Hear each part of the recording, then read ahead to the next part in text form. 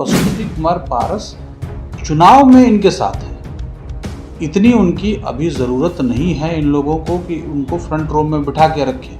जिनकी भी ज़रूरत इस यात्रा के लिए थी, राहुल गांधी और तेजस्वी यादव ने वो पूरा किया। जैसे लालू यादव को बीमार हालत में सासाराम में सभा में वो लेके गए। आरजेडी का सपोर्ट सिस्टम ही इस यात्रा को आगे बढ़ा रहा है। आरजेडी का सिस्टम काम कर रहा है, पूरी तरह से आरजेडी का ही सिस्टम काम कर रहा है। कांग्रेस फ्रंट लाइन में है, लेकिन जो स्टीयरिंग व्हील है वो आरजेडी के हाथ में है, तेजस्वी यादव के हाथ में है। तभी ये यात्रा सफल दिख रही है या इस यात्रा में भीड़ जुट रही है। देखिए, बिहार में यात्राओं का चलन शुरू है और इस चलन के दौरान जो है वोट अधिकार यात्रा को लेकर राहुल गांधी और तमाम महागठबंधन का कुनबा जो है वो सड़कों पर उतरा हुआ है।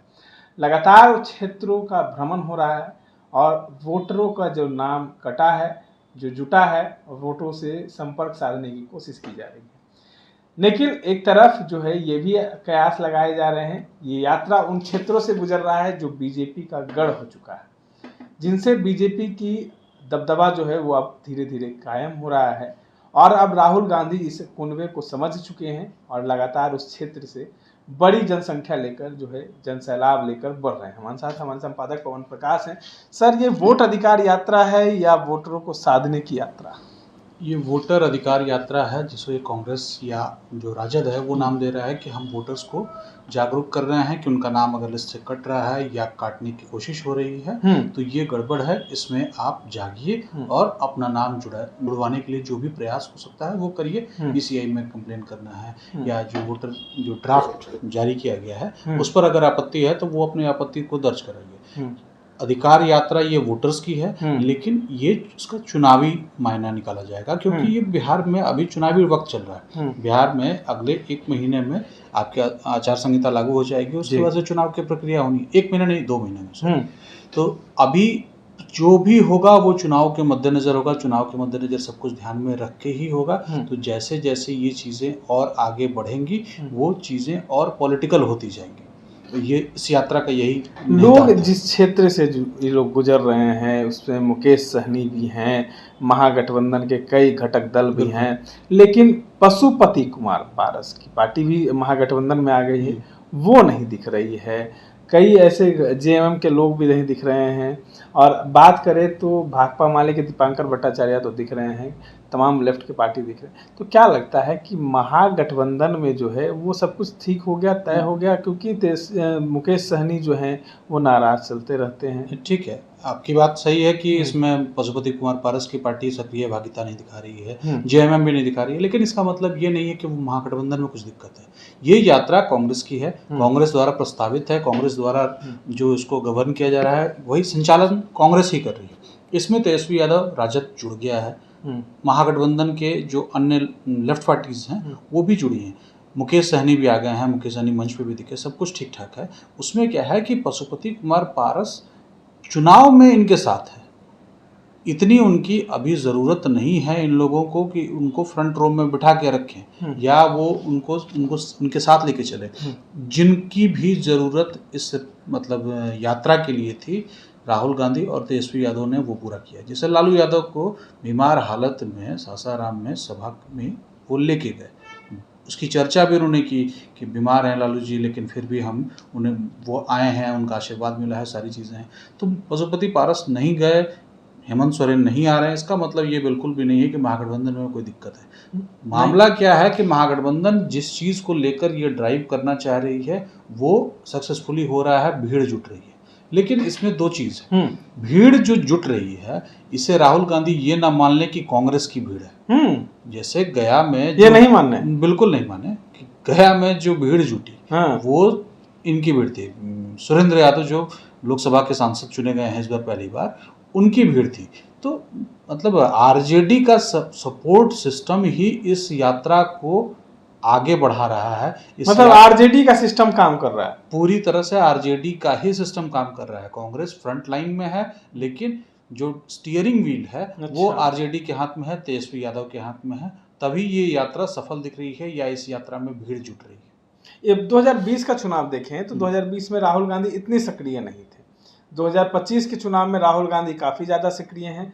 बिहार में बदलाव भी उन्होंने कर दिया, चुनाव से पहले प्रभारी प्रदेश अध्यक्ष का बदलाव भी किया। क्या लगता है कांग्रेस इस बार कुछ अलग फॉर्म में दिख रही है, कुछ अलग रिवाइवल सोच रही है? कांग्रेस रिवाइवल की कोशिश कर रही है। कांग्रेस के पास मतलब पिछले 5-7 चुनावों में 30 सीटें कभी नहीं आई हैं। ये क्लियर है कि 30 सीट कभी नहीं है। 2000 के चुनाव में इसके पास 20, 22, 25 सीटें थी, या मतलब सीटों का नाम मैं कंफ्यूज हो रहा हूँ। उसके बाद से कांग्रेस की हालत लगातार खराब रही।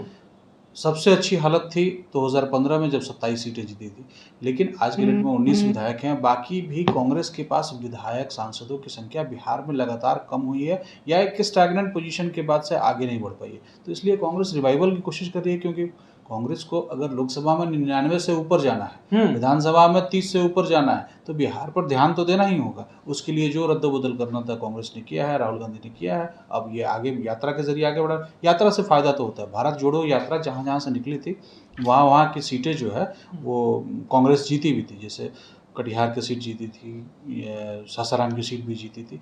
तो बिहार को फायदा 2024 के लोकसभा चुनाव में हुआ था।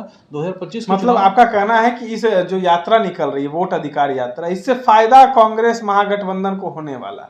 निश्चित तौर पे ये फायदा डायरेक्टली आप सीटों में होगा या नहीं होगा, ये अभी से आप इसको देखिए, आपने दो बात कहा ना। आपने कहा कि ये जो है सिर्फ फ्रंट लाइन पर कांग्रेस है, स्टीयरिंग व्हील तो तेजस्वी यादव के पास है। कांग्रेस और आरजेडी को अलग अलग यूनिट मानकर आप देखेंगे तो कांग्रेस फ्रंट लाइन पर है, लेकिन स्टीयरिंग तेजस्वी यादव के हाथ में है। अगर इन दोनों को महागठबंधन मान के देखेंगे तो ये ज्वाइंट एक एफर्ट है जो अच्छा है। अगर आप इसको मतलब कैसे, सबका अपना अपना रोल होता है ना। अगर एक ऑफिस है तो कोई उसमें क्लर्क है, कोई इसमें ऑफिसर है, कोई इसमें पीएन है, ये सारी चीज़ें होती हैं। तो कांग्रेस और आरजेडी का गठबंधन एक उस स्थिति में है जो अपना अपना काम कर रहा है। कांग्रेस कैंपेन को ड्राइव कर सकती है, कांग्रेस कैंपेन ड्राइव कर रही है। आरजेडी भीड़ जुटा सकती है, चीज़ों को मतलब आगे बढ़ा सकती है, आरजेडी वो काम कर रही है।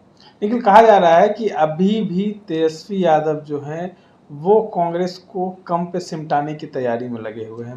हालांकि राहुल गांधी के साथ हैं, मुकेश सहनी के साथ हैं, लेकिन कम पे सिमटाने में लगे हुए हैं। अंदरूनी सोच तो उनकी वही है। जब तक नंबर ऑफ सीट्स फाइनल ना हो जाए तब तक सभी अपनी अपनी कोशिशें करते रहेंगे। ये आपकी बात बिल्कुल सही है कि तेजस्वी यादव चाहते हैं कि ज़्यादा से ज़्यादा सीटों पर राजद चुनाव लड़े। राजद अगर ज़्यादा सीटों पर चुनाव लड़ेगी तो बाकी दलों को थोड़ा ना थोड़ा कॉम्प्रोमाइज़ तो करना पड़ेगा। कांग्रेस को कॉम्प्रोमाइज़ प्लीज करते हुए तेजस्वी यादव, ऐसा मतलब कांग्रेस को खुश करके सीटें कम देने की कोशिश भी कर रहे हैं। तेजस्वी यादव करके भी कम कर, बिल्कुल, क्योंकि तेजस्वी यादव को कोई जरूरत नहीं थी ये कहने की कि राहुल गांधी अगले चुनाव में प्रधानमंत्री बनेंगे। अरे अगला चुनाव 4 साल बाद है, अभी उसमें बहुत वक्त है। अभी 1 साल ही हुआ है मतलब नई सरकार को आए हुए, 1 साल 1.25 साल हुआ है, तो अभी उसमें टाइम है। लेकिन फिर भी उसकी बात कर रहे हैं कि राहुल गांधी को अगला प्रधानमंत्री हम बनाएंगे, बिहार बनाएगा, राजद बनाएगा। तो ये कांग्रेस को खुश करके, राहुल गांधी को खुश करके उनकी सीटें कम करने की कोशिश हो रही है, ताकि राजद को ज़्यादा से ज़्यादा सीटें चुनाव लड़ने को मिले और राजद डिसाइडिंग फोर्स रहे। चलिए, तमाम बातों को सुन रहे थे। इस तरह के तमाम अपडेट्स के लिए बने रहे इनसाइडर लाइव के साथ। धन्यवाद।